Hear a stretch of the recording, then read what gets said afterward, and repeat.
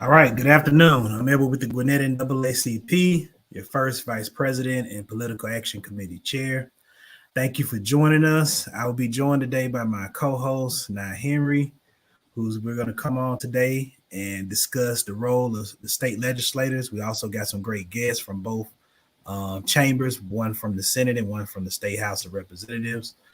Again, I feel like the state legislature is one of the most powerful branches in the country. I think if we've learned anything over the last few years, especially after the 2020 election, that we've seen that the state legislators in both chambers, again, we don't talk about them enough. They've shown to have as much, if not more, power and influence than the governor, than the president, in a lot of ways, than even what's some of the federal legislators in both Congress, in both chambers of Congress at the federal level, at the State House of Representatives and State Senate.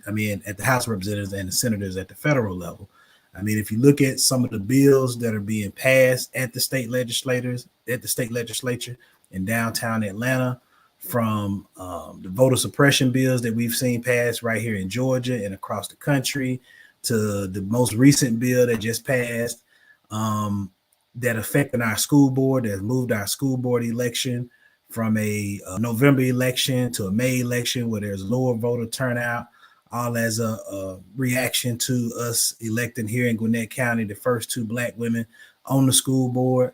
I think, we're starting to see just how much power these people wield. And that's why we wanted to create these civic education trainings to emphasize and also educate the importance of not only voting for these state legislators and making sure that we're exercising our power to vote, but also engaging them, having conversations around policies that need to be created that will, bring resources back into our communities, that will make it easier for us to have access to the ballot box. So again, we thank you all for joining us in this training session. And now I turn it over to my co-host, Ms. Nye Henry, as she does her presentation and walk us through, the state legislator and some of the things they do and qualifications. Good afternoon, everyone. Today, I'm going to talk to you about the Georgia General Assembly and their roles and responsibilities. Next slide. Okay, I see it.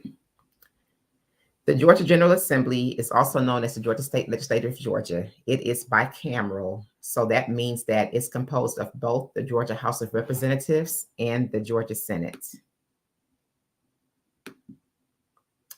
The Georgia General Assembly meets from January until late March each year. They set the state's annual operating budget, propose laws on a variety of topics from education to voting rights to environmental protection. They collaborate in committees and meet with constituents, and they're responsible for contributing to the state's overall health and growth. The Georgia House of Representatives is made up of 180 House of Representatives, and they're divided by different districts throughout the state. The Georgia legislature passes laws, again, on voting rights, police reform, state minimum wage, you name it. The Georgia Senate is made up of 56 senators, and they're divided by districts throughout the state. The Senate is known as the upper house of the General Assembly. And again, there are 56 senators who are elected by people of their districts that represent them.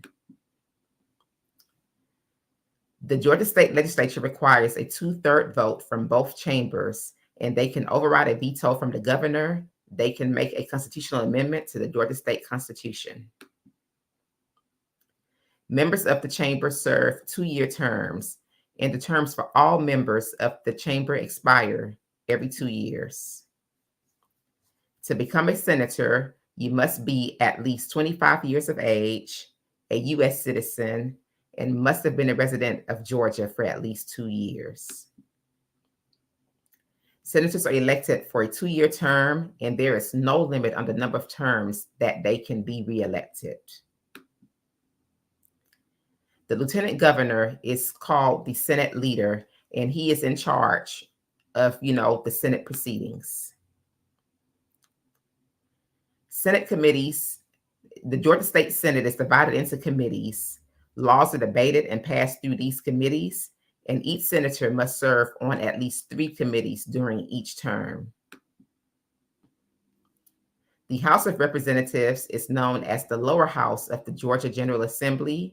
There are 180 representatives who are elected to serve in the House of Representatives.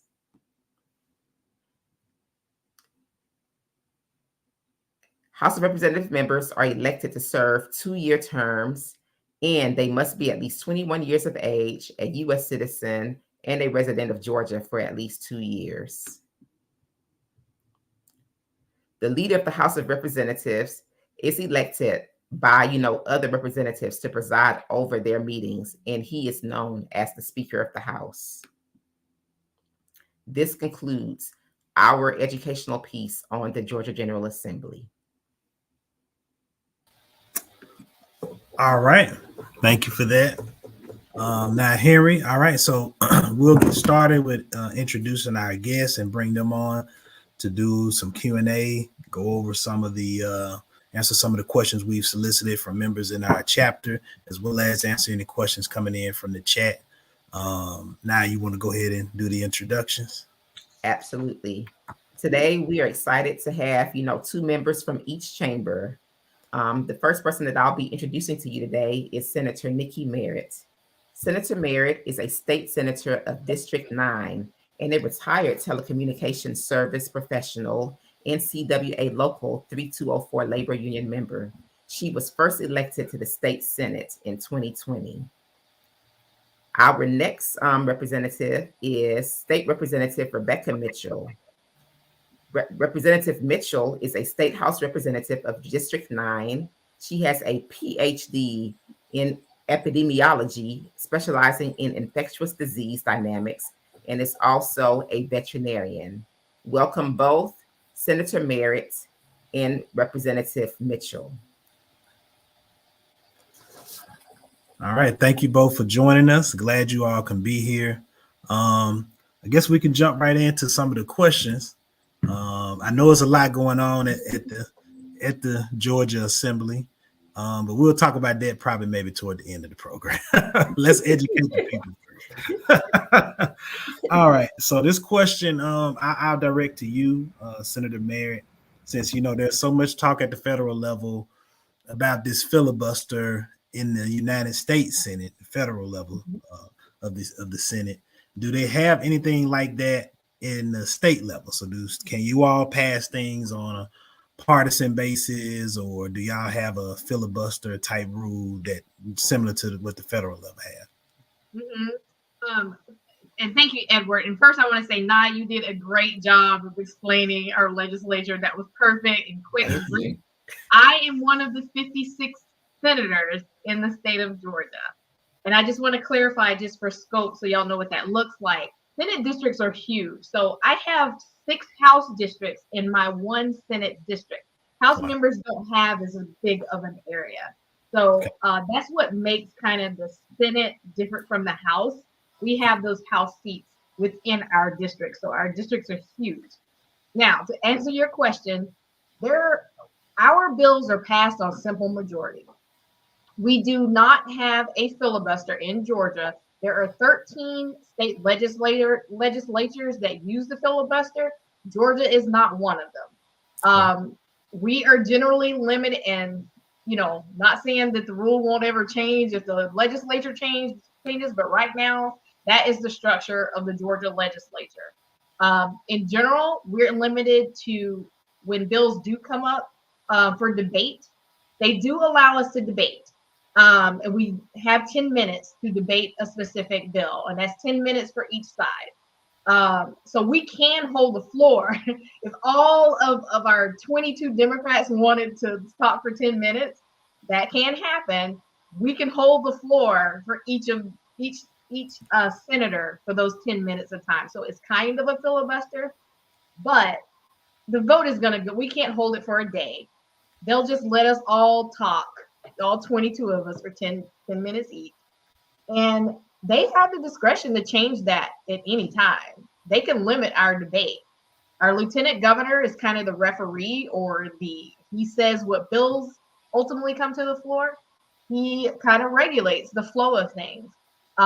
He is a Republican, although when he's lieutenant governor, he's supposed to be fair for both sides. But in reality, sometimes that's not always the case because the majority party is there.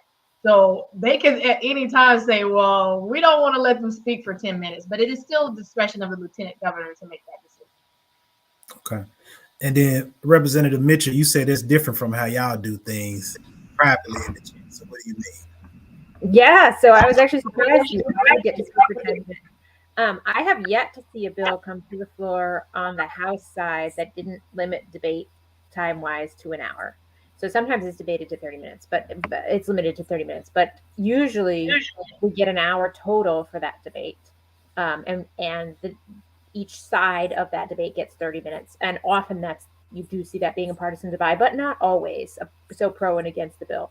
But yes, I cannot imagine they would let us all have 10 minutes because there would be 80 times 10 minutes. So I've never seen him give more than an hour. They can't do that on that side. Yeah, but that would be very powerful. It would definitely slow things down. Okay. And I will say, since we on that subject, can you walk us through the process of how a bill is passed? Sure. You know, how to give the people the process. How does a bill come to be? Sure. So actually, it's great that we have both of us because it is slightly different in both chambers. Yeah. So on the House side, if you write a bill, you submit that bill, and then it gets read 3 times on the floor and assigned to a committee. That committee, and by read, it's not the whole bill. They read the title and the authors, and then they assign it to a committee. And in that committee, they will debate the bill. And some committees have a meeting in which they just hear the bill and discuss it, and then come back another time and vote. And some committees don't. So some committees will hear and pass a bill the same day. I am on committees that work both ways. I really like the first way because it means that everyone gets time to think about a bill. It doesn't just suddenly appear and then you have to vote on it right then. But so your committee is going to vote to pass the bill, and then it will go out of that committee into a rules committee, which is kind of the space between the individual committees and the floor. And that one decides what's going to be up for all of us to debate that day. So if something gets a yes in say Health and Human Services, but then it goes to rules and never gets passed to all of us to vote, then that is one mechanism for stopping bills. But it'll go individual committee to rules, and then from rules to the floor.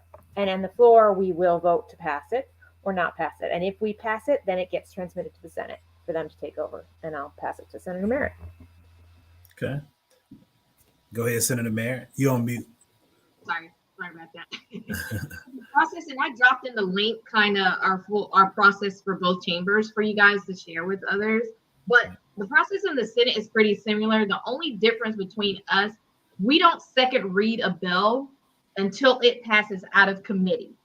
So our process is legislation is drafted, we have an idea, we send it over to Leg Council, they draft us the bill, we get a first read on it. It's assigned the lieutenant governor, and I do encourage people to watch our morning order to watch this process happen. When it's first read, it's read really fast in the morning, and the lieutenant governor is assigning them to committee. He's saying where he's putting them. So on the Senate side, it goes to committee, hopefully gets a hearing. They don't always have to hear all of our bills. We hope they do. We try to bargain with them to hear our bills. Of course, their bills always go first. And if it gets favorably passed out of committee, it gets a second read. Once it gets the second read in the Senate, it will go to rules. Rules is kind of decides what we're going to vote on the next day. So anytime y'all see rules is meeting, I get nervous because I'm like, oh God, what's coming out of rules? Because I know if certain bills came out of committee favorably, and they have to pass out of committee favorably to get to rules, I'm always worried the next day what fight we're going to have. So it's really a good idea to watch rules to see what comes out and what's going to be on our floor the next day, because that is the last stop before a full vote. Once we full voted on it in the Senate, we're done. It's going to cross over to the House, and the House has it, and the process just starts as Representative Mitchell says, goes through committee, process just starts all over again. And then the last step, once it's gone through both chambers, it's ready for the governor's signature. He can veto, he can sit on it. I do want to tell people, if he never, ever vetoes a bill or makes a decision, it still becomes law anyway, regardless if he signs it or not. Wow. Yes. Okay. Wow. And sticking with that, can you explain to the audience, because I think a lot of people know about the United States Constitution, but they don't realize Georgia, every state has their own individual state constitution that can be strengthened or used to make the state more democratic, or it can be vague and a lot of stuff can be passed and it can be used to, be very oppressive. So can you explain, what does it take? Well, the first question is, can you explain what the state constitution is? Are there similarities to the federal constitution? So our state constitution is similar to federal in that it outlines basic principles and the highest laws for the state. It is similar to the federal in that respect, as the federal is our highest laws and guidelines for our United States, right? Right. The state constitution can't pass laws that override state federal laws. In other words, states cannot supersede federal, almost never. Okay. So that's kind of a check and balance that we have. And that doesn't mean that Georgia will pass laws that butt up against federal constitution. And then that's when we get the lawsuits. Like some of the abortion bills, you'll see that happening because people will say this is unconstitutional according to federal law. And we can get those things overturned and kicked out that way. So that's kind of our check and balance on the state. The state just does not get to do what they want to do. They have to work within the bounds of state constitution, but they also have to make sure it does not override federal law as well, or butt up against federal law. Okay. Or the federal constitution, if that makes sense. And I'll add to that, just because our state constitution is actually a 90-page document, right? It's really substantial. And although the sections do parallel the U.S. Constitution, like there is a Bill of Rights in it, they are very different rights. So, for example, one that makes you just go, huh. So one of the rights is the fishing and hunting, the tradition of fishing and hunting, and the taking of fishing and wildlife shall be preserved for the people and shall be managed by law and for regulation of public goods. So that's in the Bill of Rights section of the Georgia Constitution. So it is quite different, even though the sections have some parallels. Gotcha. Okay. And then how can amendment be added in the Constitution, in the state Constitution? Representative Mitchell, you can answer that. Sure. So that actually, we need a 2/3 vote in the state house in order to put that on the ballot, and then the ballot, it has to pass as a ballot referendum measure as well. So not only can the state house propose to make a change, but then the people of Georgia also have to agree with that change. And we do frequently have things on the ballot. There were 2 in the 2020 election. One was to do with how we apportion specific money. And I forget what the second one was, but these do happen with frequency. The gambling bill was the other one. Oh, I don't think the gambling bill made it. It hasn't made it yet, but they do need 2/3. Yes, so we do expect to see one this year as well. Now, I will say the 2/3 vote, when we talk about how bills normally pass with simple majority, constitutional amendments require 2/3. That is really the only power we have over Republicans when we want to leverage certain bills. We can say, hey, we're not going to pass this bill. If there's a constitutional amendment they really, really want, we can hold them on that and say, no, we're not voting on that. You're not getting our vote if you're going to do this thing. And the perfect example is they basically traded SB 202 for their gambling bill. Because I think in the House it got stopped. And the House was like, no, we're not giving you your gambling bill because you just voted on SB 202. You can forget it. That bill died that year. So just to let you know, that's kind of our only weapon against them when they want constitutional amendments. Okay. All right. Thank you. And like I said, for those watching again, please drop your questions in the chat. If you're on Twitter, just please add us on Twitter. And then we can answer your questions that way. Another question from one of our members. How can voters advocate for a particular bill or a piece of legislation? Either one of you all, both of y'all, I guess, could answer that. Okay. Basically, you contact your state senator or your House representative. If you have some burning issue or a policy that you want to champion, talk to either your House or your senator, and we can come up with a draft bill of what you want. That's if you just have an idea that's not out there already. I want to change something. I want to put an amendment in to get that changed. If we have a bill already that's out here, like we're having all these bills now, same process. Contact your Senate, contact your House member, track to see where the bill is first, because sometimes it can get stopped in the House, sometimes it can get stopped in the Senate. So you just kind of have to see where it is according to who you want to call. But when you do let us know if you're for or against a piece of legislation, email is the best way. Give us your reason why. And I tell people, respectfully give us your reason why. Even on the Republican side, respectfully tell them why. Don't cuss them out and all this stuff. They're not going to listen that way. But if you can give them a logical argument as to why I'm against this, and I just want you to know in a respectful way why, they will read that a lot of times. So that's your best way to speak to the other side and us. And email is the best way. You can phone call, that works as well. But usually we get a lot of the emails coming in. Yep. Okay. And I'll add to that, because I think there are a couple situations, right? Either you want a bill that's there very much passed, or you want it not passed, or you want a modification of a bill that has been proposed. So say there's a bill that's being debated and you say, I like everything about this bill except this part needs to change. We get a lot of those from subject matter experts, because they really know a lot about a specific part of the law. So they'll say, I like this bill that you're passing that's going to have this impact on schools, but this one particular line is not going to do what you think it should do, and you should change it, and here's what it should say. And so, here's what it is meant to do, and here's what it's actually going to do. And those situations, it's so valuable to have folks reach out as well, not just to know you support or you don't support, but to know what would make a bill better. And in that case, you want to reach out not only to your own senator and your own House member, but reach out to the bill author themselves and the committees that are going to hear it. Because if everyone on that committee knows there's a specific problem and there's a specific solution, they will discuss it. They will have the ability to discuss it among each other and say, hey, did you get this email that said, the tax on Apple should be 12 cents lower? Yeah, I did. Why do you think they did that? And then that conversation actually happens. So there's value in contacting the individual who represents you. There's also value in contacting the person who has the most subject matter knowledge about that bill, which is generally the author and the committee that's going to hear it.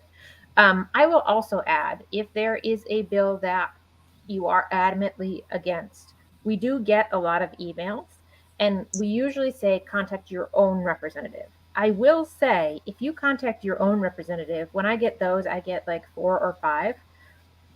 When a group of people is advocating and they contact all the representatives, I get 300 emails. And yes, as an identical email, I don't necessarily process all 300 of those emails from all over the state, and I probably will respond to the ones in my district as priority. However, I do know that there's a larger area of the state that does really care about this bill. So we had some about retirement systems for the state of Georgia, where we got hundreds of emails, and it did actually help us know, because you could talk to another person and they'd say, yes, I also got a bunch of those emails, and we could have a discussion about what that means. So there is utility in emailing a larger group of people, even if you don't get responses except from your own representative, because it does build our awareness. Like, you can't stop the email tally in your head, even if they're not specifically to you. Okay. I guess I'm encouraging people to spam us, which I don't love, but it does work from an advocacy perspective. Gotcha. And we do got our first question from, go ahead. I'm sorry. Let's say there's an issue. It's not even a bill yet, but it's an issue that, let's say, the NAACP is passionate about. We know the Republicans hold the majority. It is okay to pitch that bill to a Republican. Let me make that very clear. Mm-hmm. Sometimes they like some of the progressive ideas. And if you can get one of them to carry the bill, it'll likely get passed, especially if they're chair of a committee.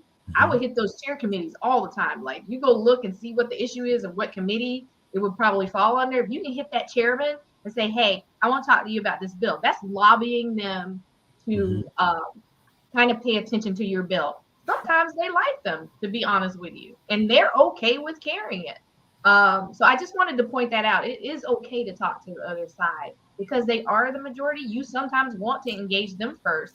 And I'll give you a perfect example. We have a reclassification bill. I'm a union person. I'm the Democrat.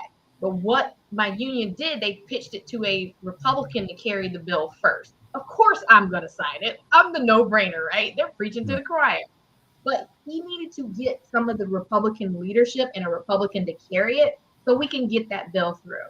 And they did. So I was just kind of giving an example of where that works. Because, you know, if you know we're going to be about the legislation on the Democratic side, we're going to sign it regardless. You're not going to have a problem with us. Don't spend time preaching in the choir. Spend time talking to the other side. Right. Absolutely. Absolutely. And we got our first question coming in from the chat. I'm going to let Nav read that question from. Okay, this question comes from Vanessa Thomas, and she asks, how long does the governor have to sign the bill creating the law or veto the bill? 40 days. 40 days. He's got 40 days. And if he doesn't sign it, like Senator Merritt said, it still becomes a law. So he's got to veto it by 40 days or it's automatic. So you'll see him pick legislation that he doesn't want his name on. And, you know, you'll see governors not sign it because it still happens, but then they don't own it in the same way. Okay. Thank you. He can sign as fast and as slow as he wants. I mean, he has the 40 days. But for instance, the Board of Commissions map, once it got out of the House, boom, done. He signed it on Friday. We were adjourned, by the way. Same with SB 202. The day we passed it, by 5 o'clock, he had that thing signed. Okay. It looks like she's got another question. Do the Senate have to remain in session during this time? No, they can adjourn. We can adjourn at any time. Matter of fact, we can adjourn and not come back, and the governor could reconvene us in spring if he wanted to. So no. Yes, sir. Yeah. So theoretically, if we had a veto-proof majority, that would come into play, right? And I think that's probably where that question was going. Like, if he vetoed something and then we could kick it back through, technically. So we could already be out of session, so he could use that technique to make sure that we didn't. But at this point, the majority in the House and the Senate do align with the governor. So I do anticipate that type of, we will not be lucky enough to be in that situation for a little bit here. But we're going to flip the governorship. I mean, I'm sorry, this is so C3 state. So that may be more important in the future. Okay. And then I'll let Nav read some of the questions we got from our unit. I got let her read some more that came from the chapter. Can the George Floyd policing bill be passed at a state level? If we can get the Republicans to sign on to it, yes. We can pass anything if we have the numbers to do it. We can craft any bill, pass any legislation, but we do have to have Republican buy-in. Because I know in the Senate, I don't care how the vote goes, it will always be 33 to 22. So we need them to buy in. We need them to hear those type of bills in committee. And that's, again, what I'm telling you guys is kind of good to pitch to them first. Democrats are more than happy to put that bill up. We can get it drafted. We can get it first read. But getting it to committee and getting it to a hearing is another story. So. And I will say last year we actually did try this. So and these bills are still current and we're actually still adding to them. So if you go look at the parts of the Justice and Policing bill, what you'll see is that Georgia legislators have actually taken the individual sections of it and made them into individual bills that have been proposed. I'm sorry, now my children are fighting. So I just stopped in the chat here that could be shared. If you look at the GeorgiaHouseDems.com, Justice for All, they track some of the packages that are direct parallels to the federal bills. And those have all been submitted. So what they need is hearings and to be passed out of committees. But the individual pieces got passed got submitted rather than an omnibus in this case. Sometimes we have to do that. We just have to pull out and piece out what we can get done and kind of spoon feed a little bit at a time each session. So that does happen. Okay. I have a question, Edward, for both the Senator Merritt and for Representative Mitchell. What do you think citizens should be doing now to continue to, I guess, fight back and share, their displeasure with all of these voter suppression bills that are coming out? What can we do to make our, representatives know that, change needs to be made? I'm going to tell you guys this, and this is in a nutshell. We're electing a new governor this year. The buck stops with Governor Kemp on all of this. He can veto it. He kind of drives what is being put up as bills. He's going to want to get elected. At this point, the pressure should be on him hard. Like, hey, what are you doing? We don't agree with this. We don't want a governor that would agree to override our votes here in Gwinnett County. We're not happy about it. So I say you hit the governor. Lieutenant Governor, he's not running again, but it does not hurt to call his office. Call the Republicans who have voted for said legislation we don't like. Let them know you're not happy. And you just keep writing them and you put the pressure on them. But I'm going to say again, the buck stops with the governor. We have a chance to get rid of him this year and elect a new governor and kind of change the pace here and start new and fresh. That's a first step. I'm not saying it's going to fix everything. It's going to be perfect, but we have an opportunity to put the highest person in Georgia, a new person in that seat, a person who is more amendable, who can pass Medicaid, who can veto bills that we don't like, even if they're coming from Republicans. So pressure starts from the fish, the fish drops from the head. You start there, you start working your way down and continue to contact those legislators and representatives who are voting in favor of these bills. Because the dangerous part of the Gwinnett bills, and I just want to point out what's the difference between when we have a general bill versus a local bill. And I think Representative Evans laid this out perfectly in the House. When we have a general bill, that is something that we are all voting on as a state, right? All the legislators, all the senators. Our local bills, you guys are trusting us to be your best representative of that bill. So for instance, if you don't like the way I voted on a general bill and I keep doing it, you can vote me out. But when we have local bills and we're asking other senators, for my example, from other counties to decide on something for my locality, y'all can't vote them out. They just removed all of your power from Gwinnett County and just said, your vote doesn't matter. We don't care who you elected in Gwinnett. We're going to do what we want to anyways. And you can't touch them. That's the danger of what we're seeing now and why it's so volatile and critical and basically disrespectful to Gwinnett County and the legislators and the people down to your boards, your educational boards that you guys said that you wanted. And now we got other senators and representatives from other counties in our business that you can't get rid of. I'll just add one follow-up to that. Yeah. There are people who are going to be elected in Gwinnett County this year, though.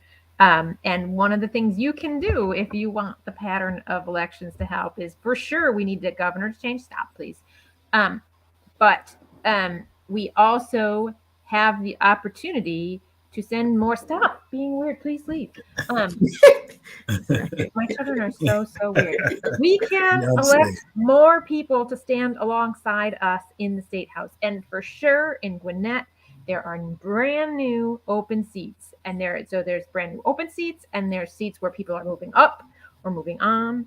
And there are seats that are currently not held by folks who have voted in your best interests. If you're defining voting rights as in your best interest, which I clearly am. So there are opportunities here both to vote people out and to join us. Just saying. And you can check if you're in one of the Join Us districts at georgia.redistrictingandyou.com. Please repeat that again. Place it in the chat. Representative Mitchell. Yep, I put it in the chat. It's georgia.redistrictingandyou.com. So there are a couple brand new open districts, and we have a couple districts where there is yet to be a challenger. So if there is someone in that district that you do not does not align with your values, you have the opportunity to help make that change. All right. Thank you. Now you want to read the next question? I think that kind of falls into what we was about to. Sure. Let's see. At least I can get it if you got it. The legislative terms, are they staggered or are all y'all seats up at the same time? Because like in the I think the United States Senate, they do 6-year terms, and I think a third of the U.S. Senate is up every 2 years. So is the House and the Senate terms staggered, or are they all same time? We're all the same time, and we're all 2 years. And boy, do I wish some of us were not 2 years, because it is continuous. And it just makes it so, I mean, a lot of plans take a longer time, right? When you start developing a bill that's going to be a fundamental restructure of something like healthcare, it's not a 2-year process. And, the knowledge building and the connection building is really a much longer process. So yes, we are elected every 2 years. Longevity helps make things happen more efficiently. Getting the knowledge, I can tell you guys this. I still don't feel like I know everything. I think I'm just kind of getting my foot in the door of knowing the process. So it does take time to get the experience, to make the networks and connections that we need to be effective. It doesn't do us any good to keep changing seats over. I mean, it's fine. We can do it. But if your legislator or your representative is doing a good job, they're aligning pretty much with your values. There's value in having them sitting there to learn the experience, to get the knowledge base they need so they can continue to be an effective legislator for you. So yeah, that's just kind of what it takes some time to learn this. I mean, parliamentary procedure alone, it's a whole nother beast, because I know in the Senate, they throw things at us so fast. And even some of us with experience, we get caught up in the process of, wait, what did they just do? What was the parliamentary rule they just passed? Did we get that? It takes time to learn those things, to build the relationships, to build your resources. And yeah, unfortunately, we do have to run every 2 years, and it goes by so fast. And we don't have term limits. It's just as long as our electorate will have us and continues to vote for us, we're there until we're not or don't want to run.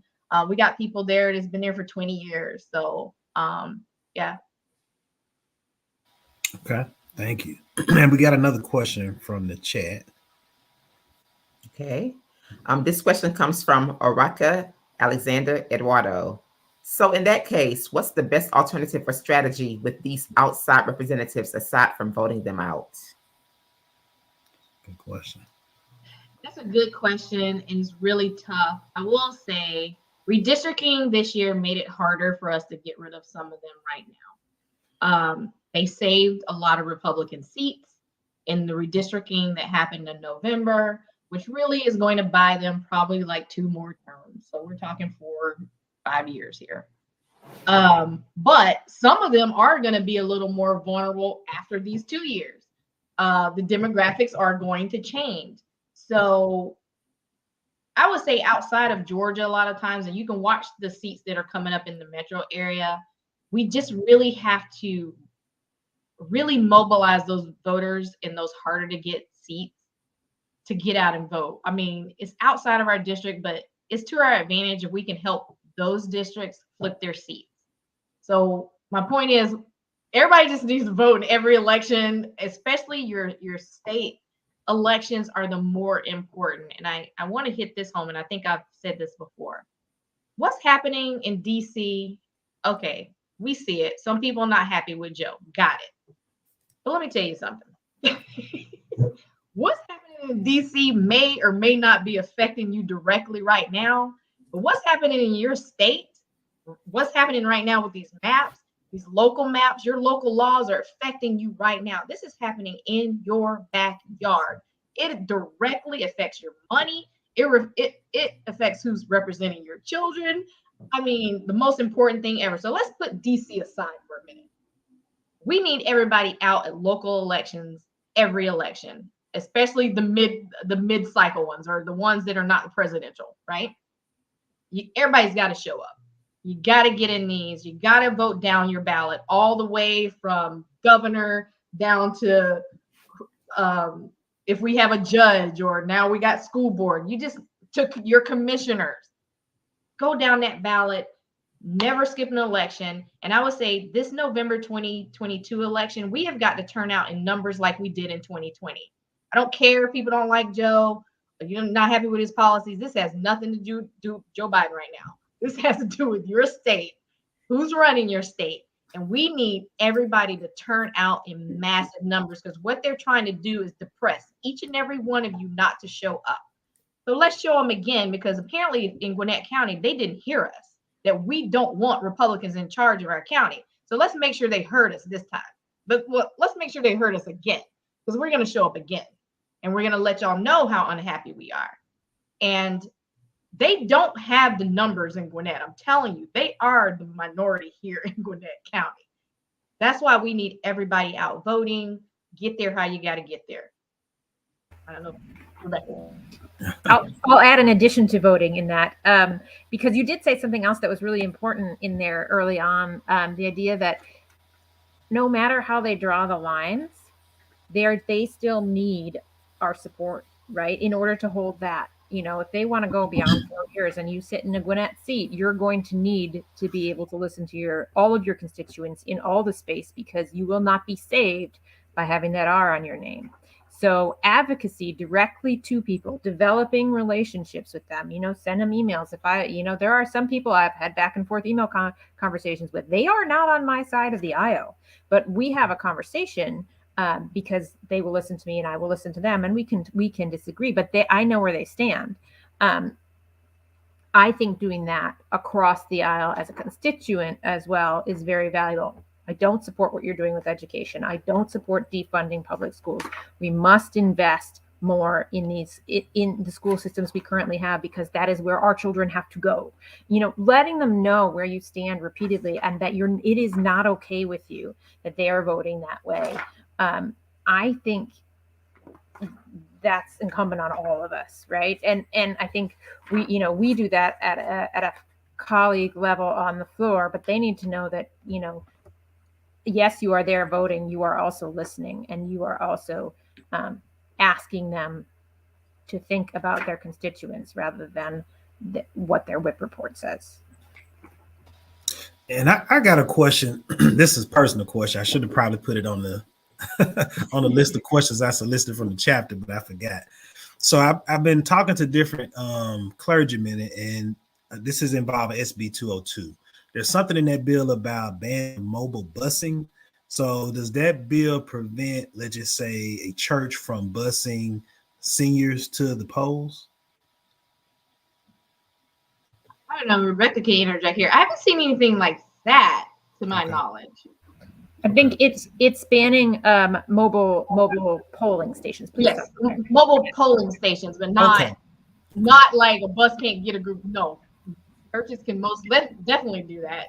But yes, it's the mobile polling is what they were trying to get, because we had, I think it was in Texas. We had one here too. We had a mobile pop-up polling location. They don't like that. I think in Texas it had drive-through. They don't like stuff like that. So that's what they were trying to prevent. Just basically limiting our avenues for people to vote, to make voting easier. They're just trying to crack down on it. So it's fine. They just want us to show up in person. Fine. We need to just get our absentee ballots in early and in one of the 9 locations that they're giving us to drop them off. Fine. We're still going to get there. and we're still going to get our votes in. Okay. And then I think we did have one more question left because I think y'all answered one of them. It says, is there a website where I can follow what is happening at the Georgia Assembly? Yep, I'm gonna drop it right now. We are always live streaming this. Hold on, I'm trying to get it linked up for you. Okay. We're live stream every morning, both chambers. You can also watch committees, and it's at this site. Hopefully it goes in well. Yeah. I think I'm missing something, but I'll get the right one. But anyway, yes, you can. Both chambers are live streamed every morning. Our morning order starts typically at 10. It's a really good idea to watch the process of things. In the morning, we do a lot of procedural things. You know, they have people praying and, you know, they're doing all that. But once you get past the morning order, you can see us debating bills. It is a good idea to watch how they're first reading bills. And then committees are always, they're supposed to be live streamed as well. So you can watch, absolutely. Okay. And not only can you live stream, but they're all recorded, so you can go back. So if you see something in the news and you say, I want to know what actually happened there, you can go back both to the House floor, but also to the committee meeting itself. So all the public comment is recorded, so we really have an opportunity later. And it's so valuable for us as well as electeds, because some of this recording is new now because of COVID. But what it means is that if I see something on the floor and I don't understand why it's there or how it got through, I can go back and listen and hear what the advocacy was. So showing up at those committee meetings and actually advocating for or against bills is another thing that we can do. They're usually during the daytime, so they're not super convenient. But when people do come, we do all get the chance to see that, not only when it's happening, but can go back later and listen to it. And pro tip, if you have to listen to a lot of these, you can put them on 1.5x speed. So you can listen to them a lot faster than they actually happened. If you are, say, going through all the education ones, because there are so many bills that are right now going to impact education in Georgia, and you say, I want to listen to all of that discussion, you can put it on 1.5x speed too, so you can listen to it slightly faster. And you can also track bills. Unfortunately, everything on the website that Rebecca and I linked to, everything is on that website. Like, they have to disclose this to the public. You can track every bill. You can go to, you just have to go through the hyperlink, but you can go to the House clerk link. They have every bill that has gone through, where it is, what has been read. And then on the Senate side, you can go to the Senate Secretary Office link, and it will show you where the Senate bills are and where, if they're in committee, if they're being read. So that helps you keep track of where these bills are as they're moving through the process. And that is very good to keep track of, especially if it's a bill that you're passionate about and you want to see at what point you need to come down there and talk to somebody or lobby or bang the drum or send a committee. So. Okay. Now that we toward the end of our program, we can talk about some things that's affecting us here specifically in Gwinnett with this school board. So look like Governor Kemp has signed a bill to move our elections to May for the school board. So what's next? The litigation? I mean, what's next? I'm not sure if we have a case to litigate, and if it does, it's not going to happen fast enough. We're just going to have to prepare for the nonpartisan elections. Now, I will say this: we kind of have an idea who the Republicans are and who the Democrats are. Let's be clear here. And we're going to have to get out to our constituents. Hey, this person is really an R or a D, or this person shares this value versus this person shares this value. So it's not like they're going to sneak somebody through, but that means we have to be very vigilant about who shows up on that ballot. And we're going to have to educate the public on who these people are. So it's more work for us. It's happening in May. But again, that's more of a push for us. It's more work for us as legislators. It's more work for us as Democratic Party, to keep people informed. But it's not a lot we're going to be able to do at this point. The governor, it looks like he hasn't signed that bill yet, but he probably will. But still, I would still say contact him to veto it.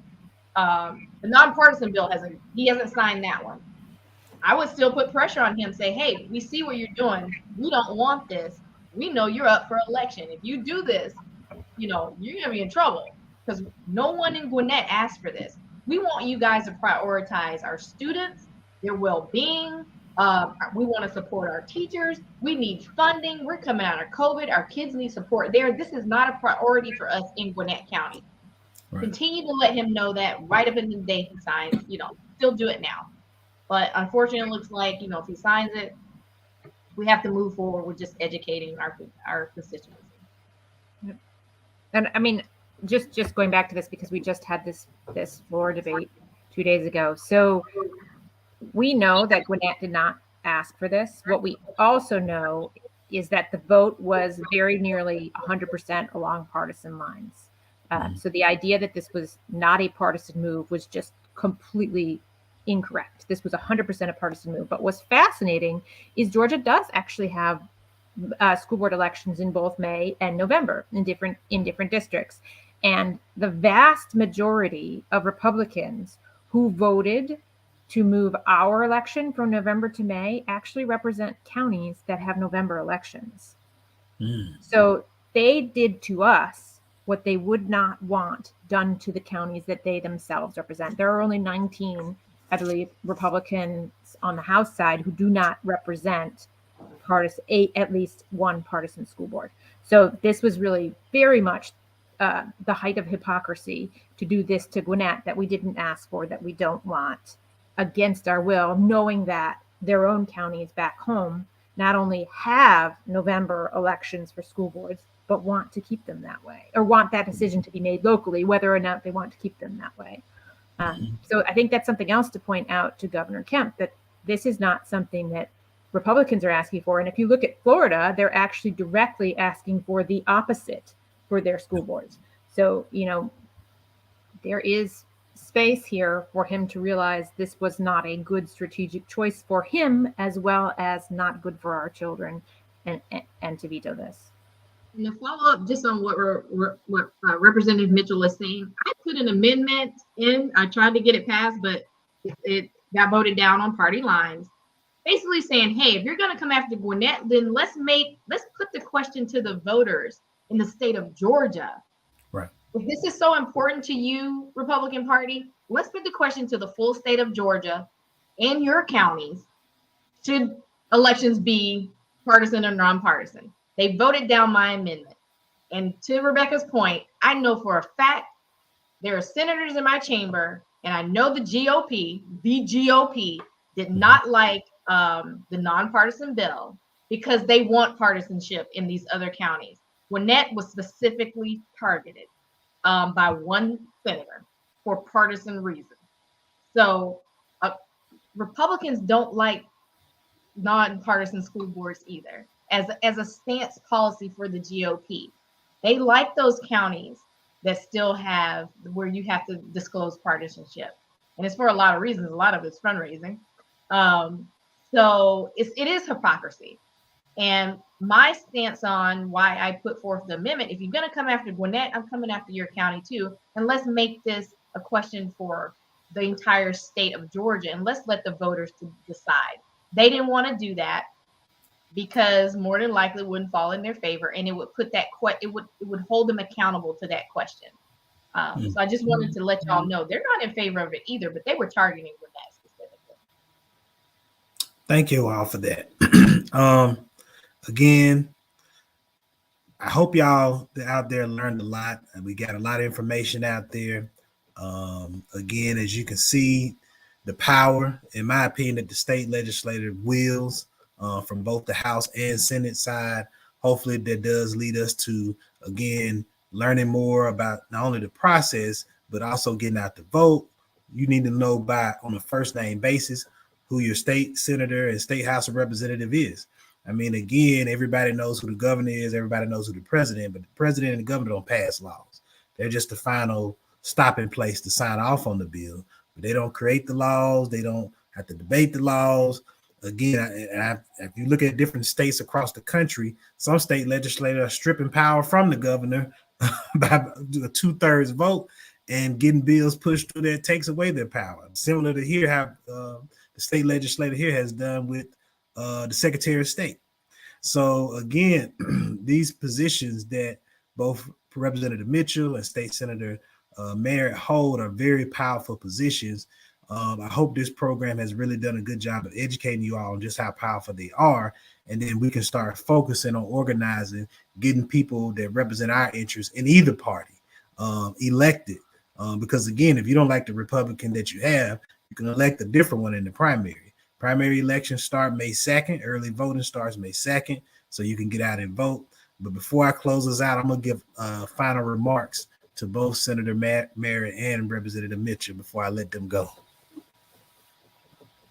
I just want to thank Edward and Nye for having us today. Civics is kind of one of my key top priorities and issues. We've taken it out of the schools, and it's so important for people to know this information because they don't know. But I want to thank you guys for hosting this platform for us to talk about it. And I hope people are getting a better idea about what we do and how procedure works. And all I got to say is y'all show up in November. We need everybody vote. Reach out to me anytime if you have questions. All right. Thank you, Senator Merritt. Representative Mitchell. Sure. I'm going to echo what Senator Merritt said. Thank you so much for giving us the opportunity to come on today. And I know I've been watching some of the series we put on, and it really is so valuable because it is amazing how divided government actions really are. And we really need to know who does which actions to know when something goes wrong, where we should best advocate towards. And I just want to say, if folks do want to reach out, my email is rebecca.mitchell@house.ga.gov. Senator Merritt, do you want me to say yours too? Or you could just unmute. And I think nikki.merritt@senate.ga.gov. So reach out to us anytime. Again, emails are the best way. And that's accountability for us because you can be like, I already emailed you. And as a note, we still are having people reach out about Department of Labor issues. If you are still having one, please do send us emails so that we have the ability to also amplify your voice and see if that helps at all. That seat is up, by the way. His seat is up this year. So if you do not like Mark Butler, and we don't, you can vote him out. He can be voted out. There is someone challenging his seat, and that will be a great one to flip. All right. Well, look, thank you both for coming on. Both. And we appreciate you all. And we'll hope to see y'all again soon. We'll bring y'all back at general meetings to keep us up to date with what's going on at the Georgia Assembly. All right. Ms. Nye, did you got any final comments, questions? Oh, no. Just want to thank everyone for, joining us. And thank you, Edward, for, having me to co-host with you. It's always a pleasure. No, it's my pleasure. It's my pleasure. You do all the work. But thank you all for joining us. Look, come back. We're going to, in March, the next civic education training will be on judges. So hopefully we can bring in a couple of judges to come on to talk. Judges, just like the Board of Education now, unfortunately, like it's going to be a nonpartisan election. You cannot vote for judges in November. So we really need, a huge voter turnout starting in May, especially if you live in Gwinnett, where the school board has been moved, or looking like it's pretty much going to become a thing. It's going to be moved to a May election. So again, judges as well is a May election. It's already a nonpartisan elected position. So we'll bring some judges on, break down the different types of judges that can get elected at the state level. If I'm not mistaken, Georgia has 4 state Supreme Court seats that are up for re-election this year. And again, judges normally are the last line of defense when there are bad bills like SB 202 that get passed out of the state legislature. They normally the last line of defense that can block that bill, send it back to the state legislature to vote on it again. Or they're the last line of defense for some of these bad drawn gerrymandered maps.